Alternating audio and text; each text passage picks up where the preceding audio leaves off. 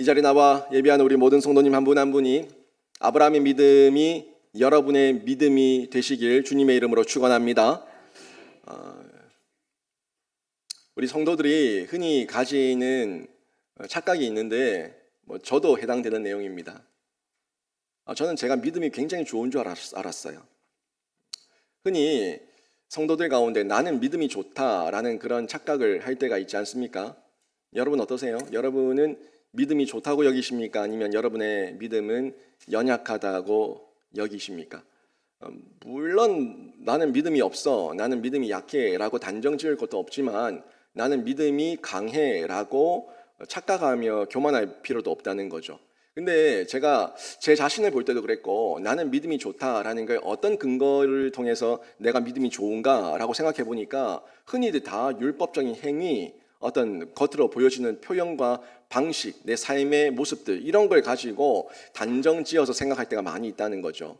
흔히 성수주의를 하죠. 주의를 지킬 때 나는 주의를 지키니까 믿음이 좋아 라고 생각을 하고, 나는 11조를 다 하니까 나는 믿음이 좋아 라고 얘기합니다.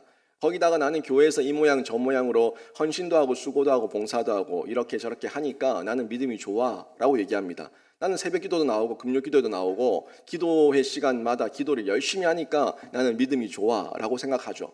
거기다가 우리 교회에서 90일, 97일 성경 통독을 하는데 1년에 나는 성경 통독을 2독씩 하니까 나는 믿음이 좋아 라고 생각한다는 거죠. 거기에다가 나는 성경에 대한 지식들이 많아가지고 성경 내가 얘기만 해도 어딘 줄 알고 어떤 내용과 어떤 스토리인지 아니까 나는 믿음이 좋은 사람이 맞아 라고 생각하는 경우가 많이 있다는 겁니다. 그런데 이렇게 나는 믿음이 좋아 라고 생각하는 이 모습의 실상을 볼 때가 있는데, 언제냐 하면 내가 역경에 부딪힐 때, 내가 삶의 어려움을 경험할 때, 내 상황이, 내 환경이 녹록치 않은 가운데 내 마음대로 되지 않을 때, 그제서야 내가 이 상황이라는 것에 딱 부딪혀 보니까 내가 믿음이 좋은 줄 알았는데 내 믿음이 이것밖에 안 되구나 하는 걸 경험할 때가 있다는 거예요. 어때요? 여러분 삶 가운데에서도 이런 착각 가운데 있다가 여러분의 믿음이 이것밖에 안 되는가 하는 걸 경험한 적은 있지 않습니까?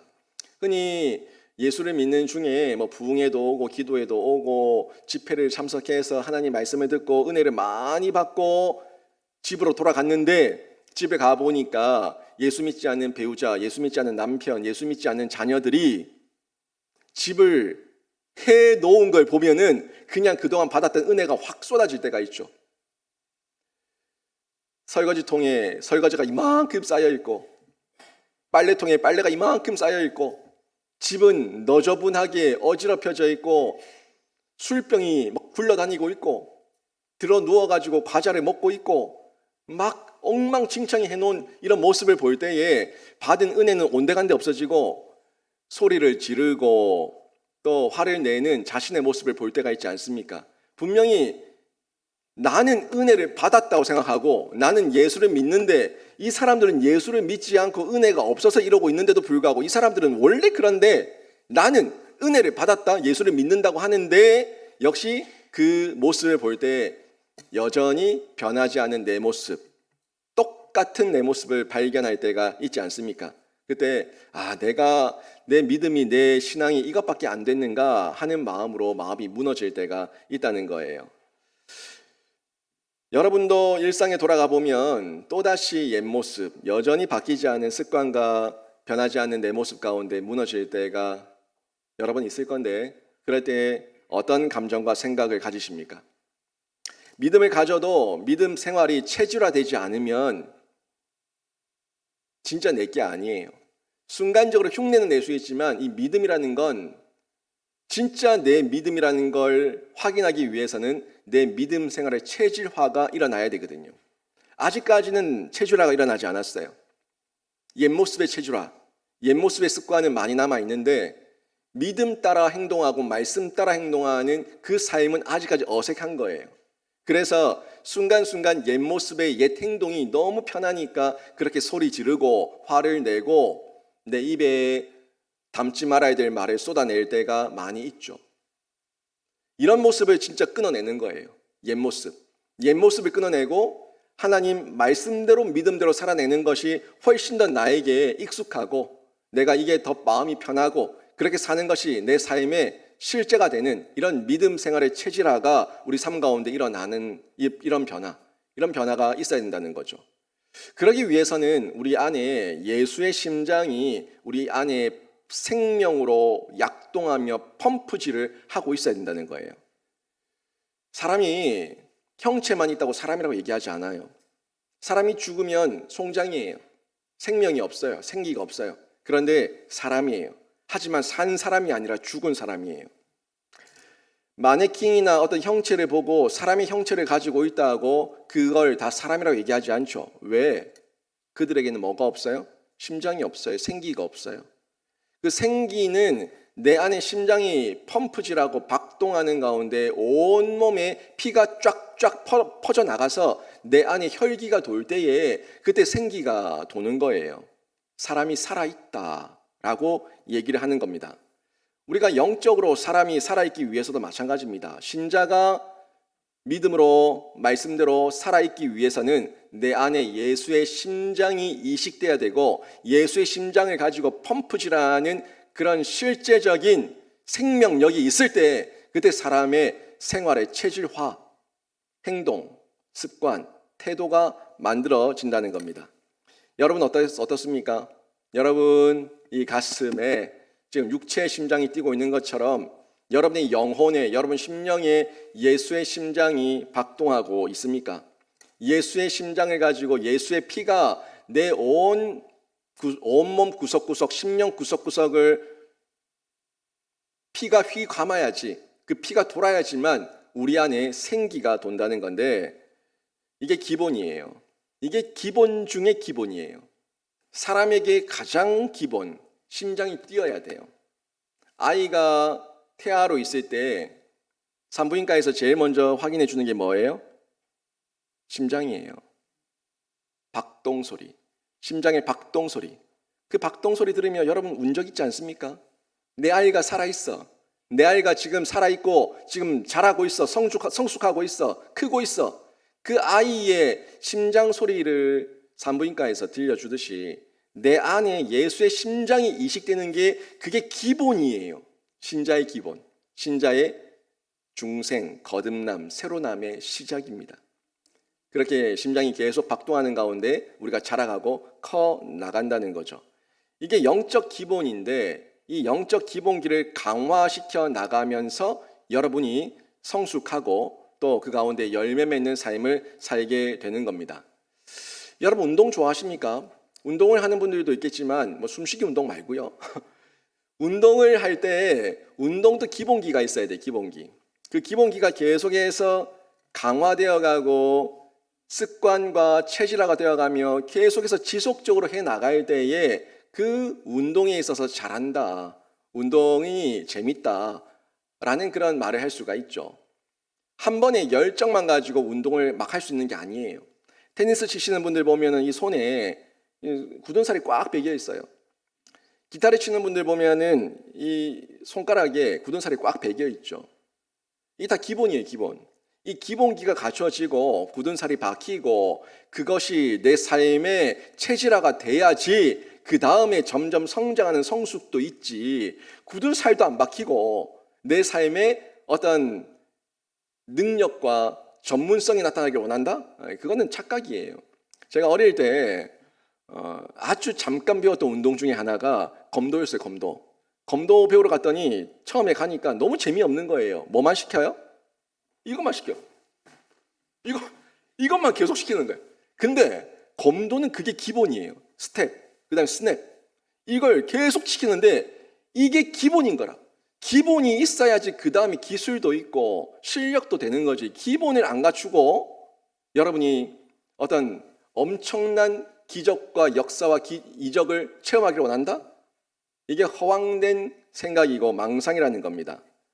영적 기본기, 이 영적 기본기는 딴 게 아니에요. 운동할 때처럼 우리가 끊임없이 하나님 앞에 연합되고 접속되는 건데 하나님께서는 그걸 말씀대로 믿음으로 얘기해 주고 있어요. 말씀대로 믿으라는 거예요. 그냥 여러분 생각대로 믿지 마세요. 여러분 경험대로 믿지 마세요. 여러분 감정대로 믿지 마세요. 영적 기본기는 말씀대로 믿음으로예요. 말씀, 언약의 말씀대로 믿을 때에 역사가 일어나고 기적이 일어나고 내 삶에 영적 성장과 성숙도 있고 삶의 변화가 일어난다는 겁니다. 오늘 말씀 18절 말씀 보십시오. 18절에 이런 말씀이 나옵니다. 아브라함이 바랄 수 없는 중에 바라고 믿었으니, 뭐라고요? 바랄 수 없는 중에 바라고 믿었으니 이는 내 후손이 이 같으리라 하신 말씀대로 믿었다는 거예요. 연결해서 보세요. 다시 한번 순서를 바꿔서 한번 보세요. 아브라함이 바랄 수 없는 중에 바라고 믿었는데 그 믿었던 내용이 뭐냐? 내 후손이 이 같으리라 하신 말씀대로 믿었어요. 그랬더니 이것이 아브라함에게 의가 되고 아브라함에게 실제가 되는 역사와 그 존재가 되었는데 이걸 믿었을 때 아브라함의 믿음의 조상이 되었다는 겁니다. 많은 민족의 조상이 되게 하려 하심이라. 믿어야지 많은 민족의 조상이 되지, 믿지 않으면 아무런 변화는 일어나지 않습니다. 이 말씀대로의 믿음인데 혹시 여러분이 예수를 믿는 가운데 엄청난 변화, 지금 당장의 변화를 기대하진 않았습니까? 또 엄청난 변화와 기적과 이적이 나타나지 않아서 혹시라도 실망하지 않았습니까? 아니 예수 믿으면 복 받을 줄 알았는데, 예수 믿으면 놀라운 변화가 일어나고 예수 믿으면 내 삶의 모든 옛 모습이 끊어지고 그런 놀라운 일이 막 일어날 줄 알았는데 왜 아무런 변화가 없냐고, 내가 예수 믿는데 왜 아무런 변화가 없냐고 하는 마음으로 실망하지는 않았습니까? 막 복이 부어줄 줄 알았는데. 제가 그랬거든요. 제가 목사가 되면 뭐 엄청난 기적과 이적이 막 나타날 줄 알았어요. 제가 담임 목사가 되면 이 교회에 엄청난 부흥이 막 일어나고 사람들이 막 몰려올 줄 알았어요. 우리 성도들의 삶이 막 180도 바뀔 줄 알았어요. 안 그렇더라고요. 아무런 변화는 일어나지 않았어요. 도리어 아무런 변화가 일어나지 않는 이 환경과 상황을 보면서 제 믿음이 흔들리는 걸 봤습니다. 뭐 때문인지 아세요? 제가 기본기가 안 돼 있어서 그랬어요. 기본이 안 돼 있는데 부흥을 바란다고 부흥이 됩니까? 기본이 안 돼 있는데 성도들이 바뀐다고 성도가 바뀝니까? 기본이 안 돼 있는데 부흥 얘기한다고 부흥이 일어납니까? 여러분, 착각입니다. 망상입니다. 말씀대로 믿음으로 이것을 끊임없이 계속해서 강화시켜가는 가운데 내가 점진적으로 성장하고 성숙한 만큼, 준비된 그릇이 된 만큼 하나님께서 그 그릇에게 맞게끔 은사와 재능도 주시고 복을 쏟아부어 주시는 줄 믿습니다. 이게 우리의 실제적인 성경의 내용이에요. 강력한 예수의 심장을 가지고 내 안에서 지속적으로 펌프질되는 예수의 피가 온 심령과 몸을 휘감을 때 그때 변화가 나부터 일어나는 거예요. 여러분은 바뀌지 않고 여러분 자녀가 바뀌기를 기대하지 마세요. 여러분은 바뀌지 않고 여러분 배우자가 바뀌기를 기대하지 마세요. 목사가 바뀌지 않고 교회가 바뀌는 걸 기대하는 게 허황된 꿈이에요. 목사가 바뀌어야 교회가 바뀌고 먼저 믿은 성도가 바뀌어야 자녀가 바뀌고 배우자가 바뀌는 줄로 믿습니다. 항상 보면 저 사람은 왜 안 바뀝니까? 저 사람은 왜 이 환경은 안 바뀝니까? 왜 안 바뀝니까? 라고 얘기하는데 먼저 기본기는 나예요. 내가 바뀔 때 내 안에 예수의 생명이 펌프질하고 있을 때 내가 바뀌면 우리 가정이 바뀌고 교회가 바뀌는 줄로 믿습니다. 이게 성경의 가르침이에요. 아브라함이 믿었어요. 아브라함이 바랄 수 없는 중에 바라고 믿으니까 아브라함을 통해서 역사가 일어나고 그 가정이 바뀌고 가문이 바뀌고 그 민족이 바뀐 거예요. 이걸 저희가 기억해야 되는데 내가 먼저 바뀌게 되면 그 예수의 심장이 나에게 이식이 되고 그 예수의 심장의 기본기, 이 펌프질, 이걸 통해서 내가 살아있는 생명력을 가지고 복음을 전하니까 또 다른 사람에게, 또 다른 가족에게 그 예수의 생명과 은혜가 이식되고 전달되고 내가 통로가 되어서 흘러가는 거예요. 그때 가정이 바뀌는 거예요. 가족이 바뀌는 거예요. 나부터예요. 내가 바뀌지 않으면 아무런 변화는 일어나지 않습니다. 16절 말씀 보십시오. 16절에 이런 말씀이 나옵니다. 그러므로 상속자가 되는 그것이 은혜에 속하기 위하여 믿음으로 되나니. 여기 보니까 상속자가 나오는데 우리가 예수와 함께 하나님의 상속자가 된다는 건 은혜입니다. 나는 한 거 아무것도 없어요. 나는 아무런 공로가 없어요. 예수께서 다 이루신 것을 예수와 연합된 중에 예수를 통해서 상속자가 되는 은혜를 입은 건데 이 은혜를 입기 위해서 뭐라고 얘기합니까? 믿음으로 되나니. 믿음으로 되나니. 여러분의 믿음이 지금 어떤 수준인지 확인해 봐야 되는 거예요. 말로만 상속자 은혜에 감사합니다라는 그런 표현이 아니라 정말 상속자의 은혜를 입어서 내 안에 믿음이 날마다 강화되어 가고 있는가 하는 걸 점검해야 되는 거예요. 상속자의 은혜를 입었으면 그 믿음이 강화돼야 됩니다.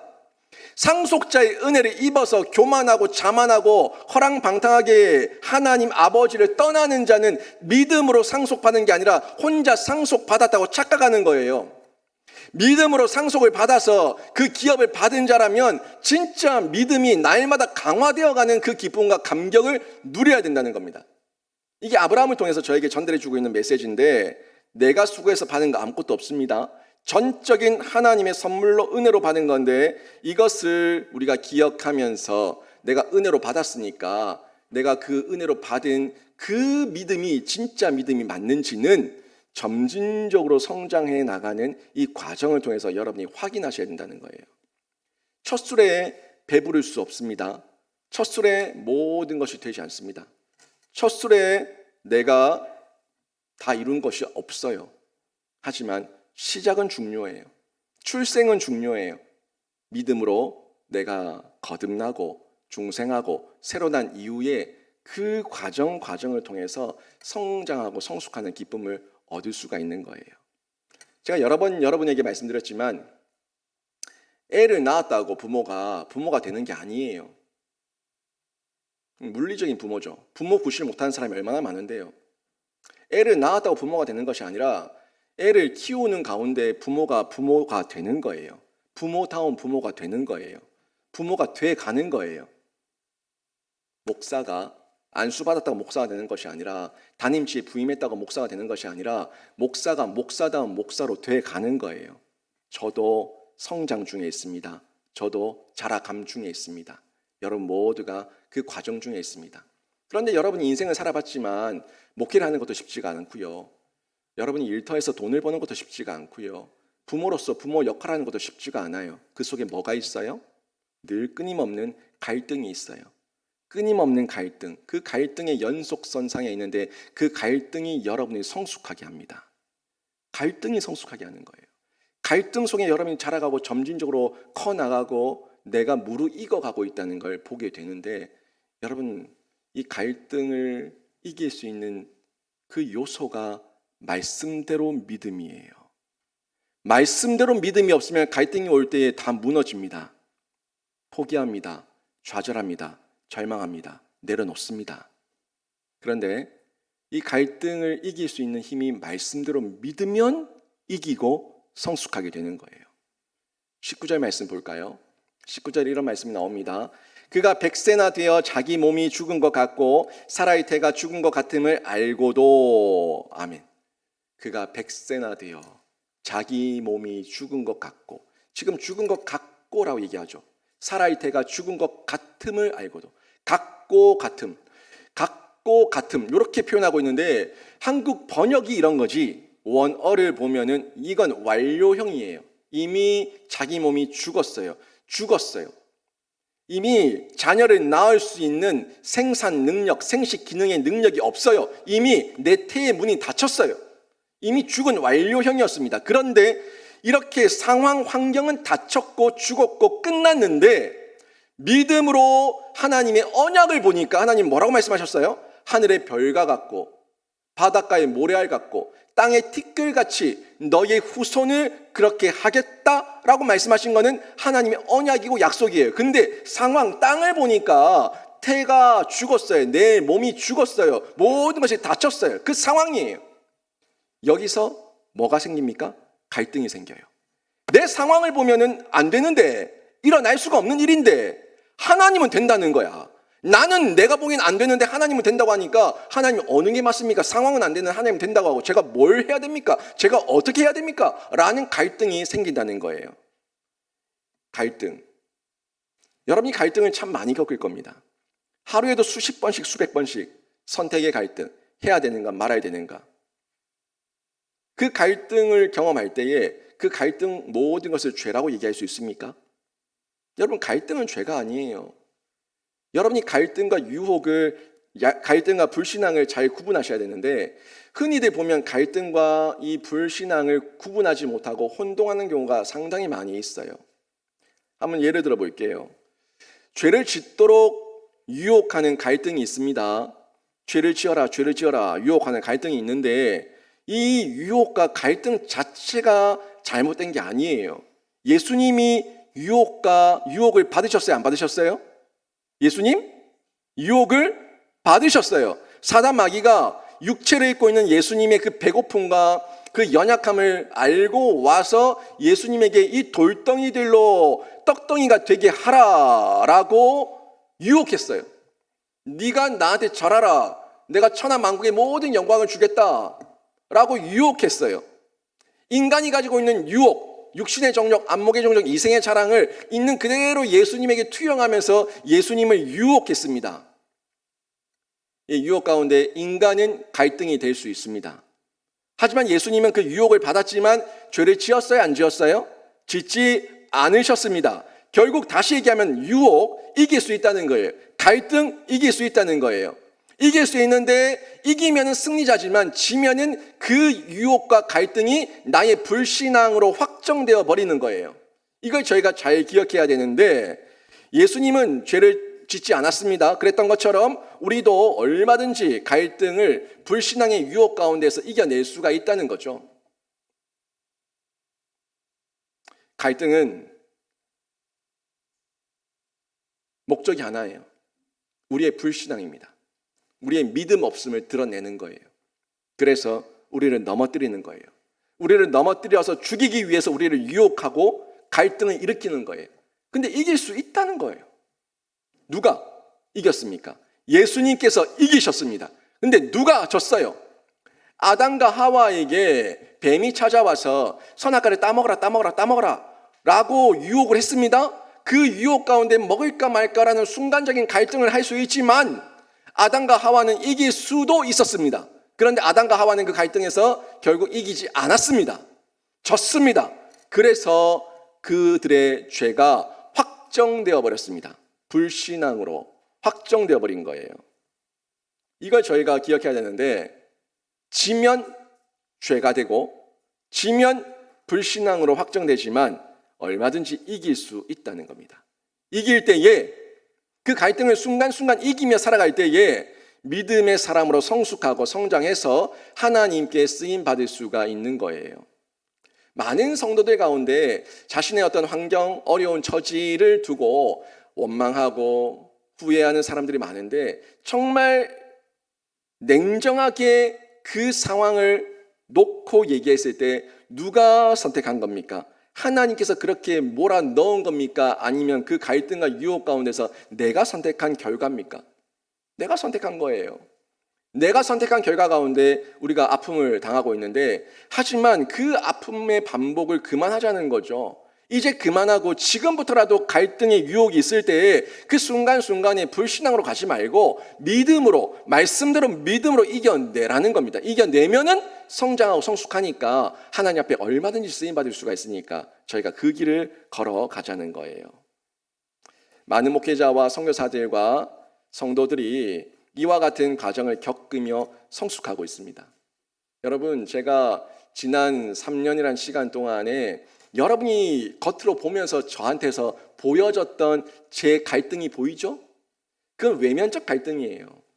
그 외면적 갈등 이면에 제 내면의 갈등은 이루 말할 수 없는 갈등이 있었습니다. 근데 그 갈등 속에서 말씀대로 믿음으로 이겨내고 회복하고 또 하나님 안에서 하나님의 음성 듣고 그 순간순간에 이겨내는 그 반복의 과정을 통해서 제가 지금 고백하는 거는 제가 단단해졌구나. 내가 성장했구나, 내가 성숙하고 있구나 하는 걸 경험한다는 거예요. 싫다, 무너지고, 하기 싫다, 또 넘어지고, 내 마음대로, 내 감정대로 내가 휘둘리면은 아무런 성장 없습니다. 손가락질만 남습니다. 후회만 남습니다.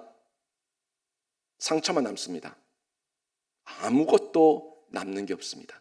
하지만 이기면 내가 성장하고 성숙하고 견고해지고 또 다른 사람을 살리는 생명사역자가 되는 거예요. 갈등. 여러분 인생을 곰곰이 생각해 보세요. 여러분 인생 가운데 얼마나 많은 갈등이 있었는가. 그 갈등을 통해서 이겼을 때의 결과와 졌을 때의 결과를 여러분이 한번 생각해 보라는 겁니다. 아브라함도 이와 같은 갈등을 겪으면서 믿음의 조상이 된 거예요. 갈등이 있어도 끝까지 하나님 안에 있을 때 아브라함이 됐어요. 그냥 그냥 아버지가 아브라함, 모든 열국의 아비가 되었습니다. 그냥 여러분이 아브라함으로 남을 건지 여러분이 여러분의 갈등을 어떻게 이겨내고 극복하냐에 따라서 그 결과는 바뀌는 거예요. 하나님 탓할 게 아무것도 없습니다. 하나님은 지금도 이 강단을 통해서 여러분 귓가에 영적 도전을 주고 계십니다. 지금도 성령을 통해서 불같이 바위를 쳐서 부스러뜨리는 방망이같이 여러분 심령 가운데 말씀을 전달하고 있습니다. 무지하고 완악하고 패역해서 내가 안 들으려고 하고 내 귀를 틀어막고 그 갈등을 내 감정대로 내버려 두니까 우리가 넘어지는 거예요. 갈등 앞에서 여러분에게 권면합니다. 이번 주 또 나가셔서 여러분 삶에 엄청난 갈등들이 있겠지만 그 갈등 앞에서 여러분이 말씀대로 믿음으로 이기고 승리하는 신자가 되셔서 날마다 성숙하시기를 주님의 이름으로 축원합니다. 이게 믿음이에요. 갈등을 이기는 믿음인데 그 믿음을 자세히 보면은 역설입니다. 하나님께서 우리에게 믿음을 요구하실 때 역설적인 믿음을 저에게 전달할 때가 있는데 믿을만 해서 믿는 거는 세상 사람도 다 믿습니다. 믿을만 해서 물리적으로, 유물론적으로, 세상적으로 모든 보증, 보험, 공증, 모든 절차 하나하나 다 따져가면서 확실하다 라고 세상적으로 믿는 믿음은 누구든지 다 믿을 수 있는 믿음이지만 아브라함이 믿었던 믿음은 세상적인 믿음이 아니라 세상의 지푸라기 보고 믿는 믿음이 아니라 크신 하나님을 보고 믿는 믿음이었어요. 근데 이게 세상과 하나님 나라의 그 관념과 그 체제 자체가 다르기 때문에 우리가 지금 육신의 눈으로 볼 때는 역설이지만 하나님께서 보실 때는 순리예요. 하나님께서 보시기 때는 당연한 거예요. 여러분이 지금 육신의 눈으로 보면은 안 된다는 것이 하나님의 입장에서 보면 되는 건데 이걸 누구의 눈으로 어떤 시각으로 보냐에 따라서 달라진다는 거죠. 하지만 우리가 육체를 입고 있는 중에 이 믿음을 얘기할 때 역설적이지만 하나님께서 전달해 주는 그 역설을 통해서 깨닫는 진리가 있다고요. 그 역설 3가지 정도를 제가 좀 찾아볼 수가 있었는데 먼저 첫 번째 역설을 보게 되면 18장에서 볼 수가 있습니다. 18절에 보면 아브라함이 바랄 수 없는 중에 바라고 믿었으니, 그렇죠? 여러분 이 말씀 속에 역설이 보입니까? 바랄 수 없으면 바랄 수 없는 거예요. 바랄 수 없으면 바랄 수 없는 거예요. 근데 바랄 수 없는 중에 바라고 믿었다고 얘기하고 있습니다. 여러분은 보이지 않는데 보인다고 얘기하고 없는데 있다고 얘기하고 죽었는데 살았다고 얘기하는 그 역설 가운데 정말 믿습니까? 제가 지난주에도 한번 말씀드렸지만 유물론 함정에 빠지지 말라고, 안 보인다고 없는 것이 아니라 내가 안 보일 뿐이지 있다고 제가 말씀드렸죠. 눈으로 보이는 것만 있다고 믿지 말라고, 눈에 안 보이는데 있는 것이 실제로 있다고 말씀했는데 아브라함이 바랄 수 없는 중에 이 바랄 수 없다는 거는 육신의 눈으로 바랄 수 없고 볼 수 없는 건데 바라고 믿었다는 거는 영적 시각과 영적 믿음으로 바라고 믿었다는 거예요. 보고 믿었다는 거예요. 첫 번째 역설이 바로 이겁니다. 희망이라고는 바랄 수 없는 환경, 희망이라고는 바랄 수 없는 환경을 믿음으로 하나님의 일하심을 보고 희망을 가지는 거예요. 그 환경 중에 믿음을 가지는 겁니다. 아무리 상황을 절망과 좌절과 낭망으로 밀어 넣어도 하나님께서 보여주신 믿음의 눈으로 보니까 불말과 불병거가 보이는 거예요. 하나님의 일하심이 보이는 거예요. 그때 희망을 품고 희망 가운데서 일어나고 또 도약하게 되는 거죠. 이 희망은, 제가 말하는 이 희망은 세상의 지푸라기 아닙니다. 세상의 지푸라기, 그 지푸라기를 통해서 가지는 허황된 망상의 희망이 아니에요. 그냥 희망회로 돌리는 그런 희망이 아니에요. 하나님께 주시는 언약을 믿는 말씀대로의 믿음, 말씀대로 믿음으로 얻는 성령과 능력과 큰 확신입니다. 성령과 능력과 큰 확신, 이 성령과 능력과 큰 확신으로 희망을 가지고 또 힘을 얻고 환경을 이기는, 환경 이면에 일하고 계신 하나님의 역사를 보게 되는 거예요.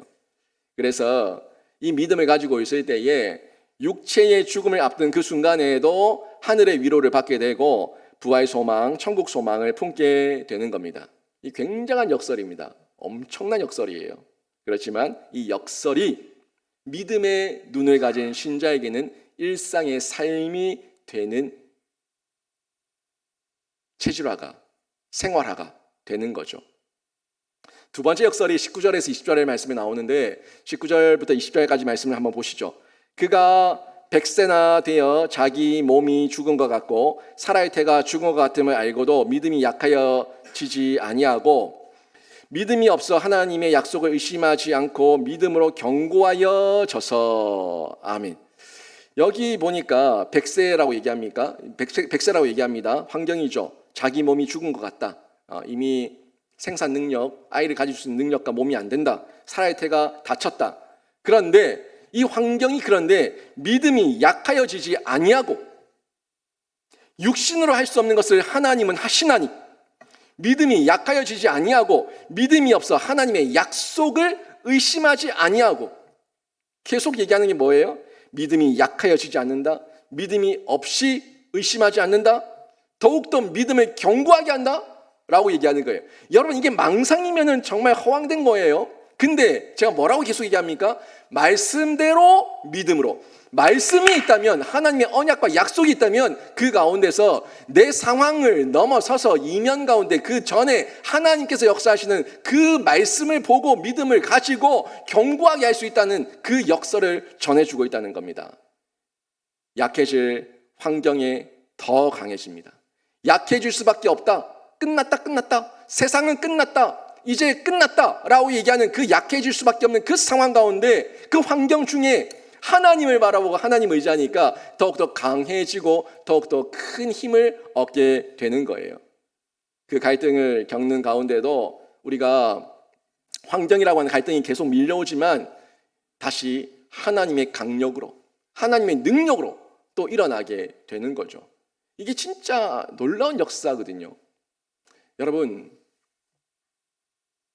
여러분의 삶 가운데 늙어가지 않습니까? 쪼글쪼글해지고 피부가 점점 쪼글쪼글해지고 등도 굽고 눈도 희미해지고, 그런데 약해질 수밖에 없는 여러분의 그 몸, 그래서 여러분의 믿음도 약해집니까? 그래서 여러분의 믿음도 더욱더 쇠약해집니까? 아니죠. 신앙의 선배들, 믿음의 선진들, 그들이 비록 몸은 후패해져 가고 있지만 더욱더 믿음이 견고해진 이유는 약해지는 육체에 굴하지 않았고 약해지는 육체에 속한 자가 아니라 믿음으로 사는 영적 존재임을 알았기 때문에 그 환경 중에 더욱더 강해진 믿음의 소유자가 된 줄로 믿습니다. 여러분, 정말 그렇다면 지금 청년들이 가장 강력한 믿음을 가지고 있어야 되고 60대, 70대, 80대 어른들은 다 믿음이 다 나약해 떨어져 나가 죽어야 되는데 그들의 믿음이 약하지 않다는 거예요. 우리는 육체에 속한 자가 아니라 영에 속한 자이기 때문에 영에 속한 자로 날마다 하나님의 믿음 가운데 그 강력을 체험하는 거예요. 그 강력 가운데 환경에 굴하지 않는 믿음으로 승리하는 거예요. 제가 이 말씀을 준비하는 가운데 제 입가에 계속 맴돌았던 찬양이 있었어요. 여러분 아시면은 같이 한번 불러보죠. 우리들의 무기는 육체가 아니요 그러나 강하오 참으로 강하오 우리들의 무기는 육체가 아니요 그러나 강하오 성령 안에서 견고한 진을 파하는 강력이요 강한 힘이요 참으로 강하오 견고한 진을 파하는 강력이요 강한 힘이요 성령 안에 한 번 더 우리들의 무기는 육체가 아니요 그러나 강하오 참으로 강하오 우리들의 무기는 육체가 아니요 그러나 강하오 성령 안에서 견고한 진을 파하는 강력이요 강한 힘이요 참으로 강하오 견고한 진을 파하는 강력이요 강한 힘이요 성령 견고한 진을 파하는 강력이요 강한 힘이요 참으로 강하오 견고한 진을 파하는 강력이요 강한 힘이요 성령 안에서 아멘. 여러분 육체에 굴한 자가 아닙니다. 육체에 속한 자가 아닙니다. 우리들의 무기는 육체가 아닙니다. 성령 안에 있고 믿음 안에 있고 하나님 안에 있을 때에 그 어떠한 견고한 진도 파하고 하나님의 능력을 입어서 믿음의 역설이 우리의 일상이 되는 신자가 될 줄로 믿습니다. 이 믿음 가지고 저희가 살아가는 거예요. 다윗이 이런 믿음의 소유자였습니다. 그 없는 중에 도망자의 신세 중에 그 가운데서도 날마다 하나님 의지하며 세임 얻고 용기 얻고 그 광야와 황무지의 시간을 이겨냈던 사람 다윗이에요. 다윗이 한 번은 시글락성이 불타고 자신의 처자들이 아말렉에게 다 포로로 잡혀가는 아주 처참한 상황이 되었습니다. 울 기력도 없을 정도로 울었다고 성경 기록하고 있어요. 울 기력도 없을 만큼 한참을 울다 보니까 자기의 부하들이었던 그 동료들이 돌을 들고 자신의 처자들도 다 잡혀가니까 다윗을 죽이겠다고 돌을 들고 뛰어오는 이런 상황인 거예요.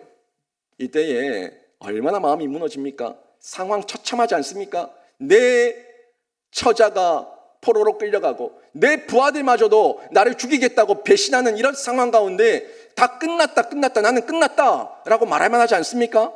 그때 다윗의 고백을 보라고요. 사무엘상 30장 6절에 다윗이 이렇게 일어납니다. 같이 한번 읽어볼까요? 시작. 다윗이 크게 다급하였으나 그의 하나님 여호와의 힘있고 용기를 얻었더라. 아멘. 여러분 약해질 수밖에 없는 이런 상황, 다윗처럼 약해질 수밖에 없는 갈등의 환경 가운데 있다고 하더라도 여러분이 아무리 다급한 상황 가운데 있다고 할지라도 하나님 여호와의 힘있고 용기를 내시고 믿음으로 또 한 번 일어나는 신자 되시길 주님의 이름으로 축원합니다. 이게 성령 안에 있는 사람이에요. 믿음을 가진 참된 신자예요. 역설이죠. 또 다른 역설을 한 번 더 볼까요? 세 번째 역설인데 20절 말씀을 통해서 볼 수가 있어요. 믿음이 없어 하나님의 약속을 의심하지 않고 믿음으로 견고하여져서 하나님께 영광을 돌리며 아멘. 믿음이 없어진다는 것은 의심스러운 환경입니다. 내 확신이 흔들리는 환경입니다. 믿음이 없어 흔들리는 상황, 그런 환경 가운데 있을 때 오히려 확신이 더욱더 강화되는 이런 역설이에요. 더 큰 확신으로 의심스러운데도 의심하지 않고 더 큰 확신, 더 믿어져 버리는 확신, 이 확신의 역설을 전해주고 있는데요. 결국 갈등을 겪는다라는 것은 내 내면의 싸움입니다. 내가 이길 수 있고 질 수도 있다는 거예요. 의심스러운 환경 중에 그 내면의 싸움 중에 여러분이 이기면 이기는 겁니다. 나를 견고하게 하시고 갈등 중에 더욱더 말씀을 붙들면 깨달아지면 믿음으로 이겨내는 거예요. 여러분이 자꾸 그런 갈등의 환경 가운데 밀어넣어서 시험하지도 마시고 내가 원하지 않았지만 그런 환경이 주어진다면 여러분이 말씀대로 믿음으로 하나님께 뛰어드시면 다시 한번 힘을 얻고 용기를 얻을 수가 있는데, 나중에는 다른 사람까지도 믿음의 사람으로 안내하는 이 안내자가 되어서 쓰임받게 되는 거예요. 흔히들 사람들이 얘기하죠. 인생이 너무 힘들고 산전수전 다 겪었다 라고 얘기하는데, 여러분에게 권면하고 여러분에게 도전합니다. 여러분의 인생 가운데 산전수전 공중전까지 거쳤다고 하더라도 날마다 그 갈등의 상황 가운데서 말씀대로 믿음으로 여러분이 믿음의 역설의 주인공이 되시길 주님의 이름으로 축원합니다. 또 보시면 이 견고해지는 가운데 믿음이 더욱더 확신 있게 우리 심령 가운데 자리를 잡게 되는데, 20절에서 봤죠. 20절에서 본 것처럼 우리가 이 하나님의 약속을 의심하지 않는 믿음을 위해서 그 대상을 명확하게 해야 돼요. 아니, 믿는 건 좋은데 여러분 믿지 마시라고.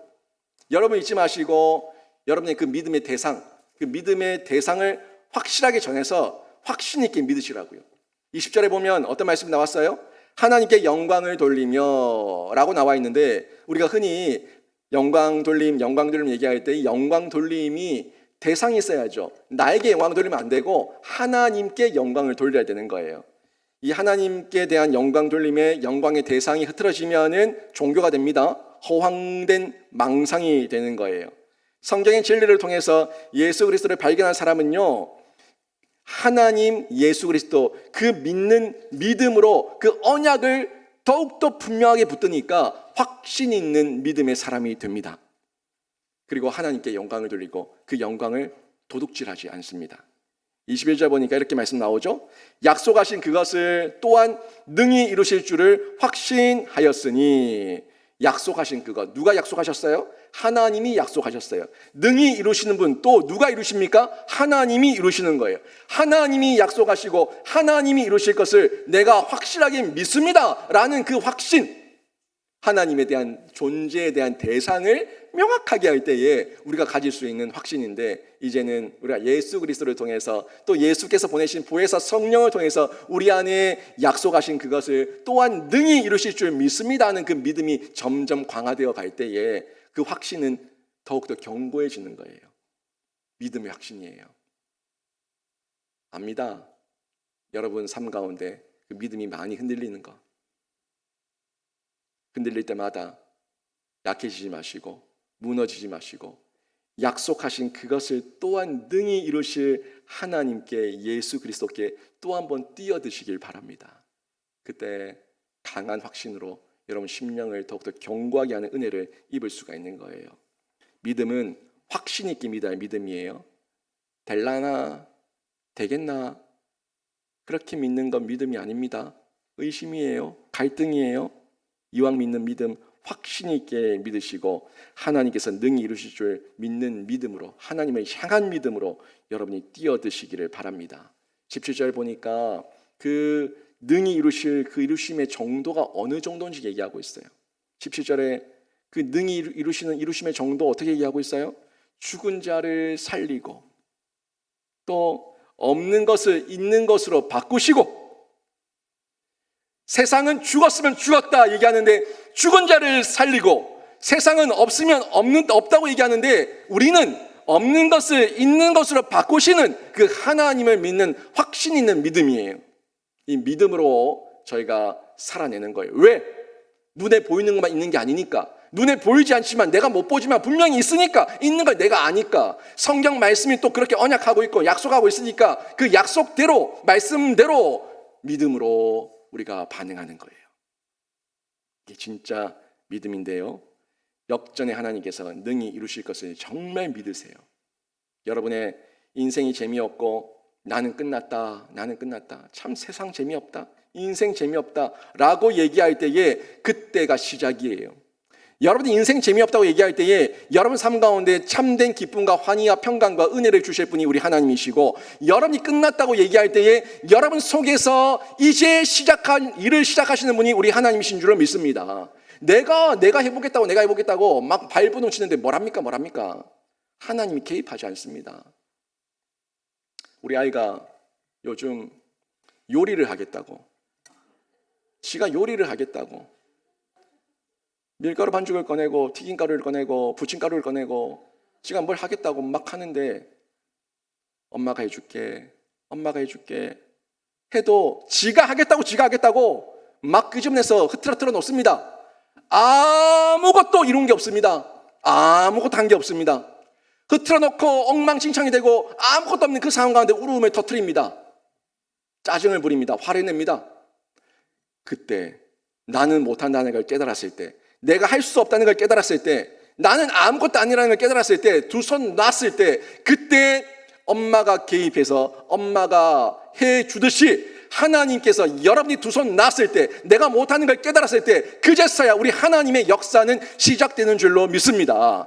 여러분이 온갖 세상의 잡동사니까 지푸라기 다 끌어모아가지고 내가 하겠다고, 내가 살아보겠다고, 내가 이루겠다고, 내가 도공제 다 해보겠다고 할 때, 우리 하나님은 그 지밖에 모르는 이기적인 그 존재를 내버려 두십니다.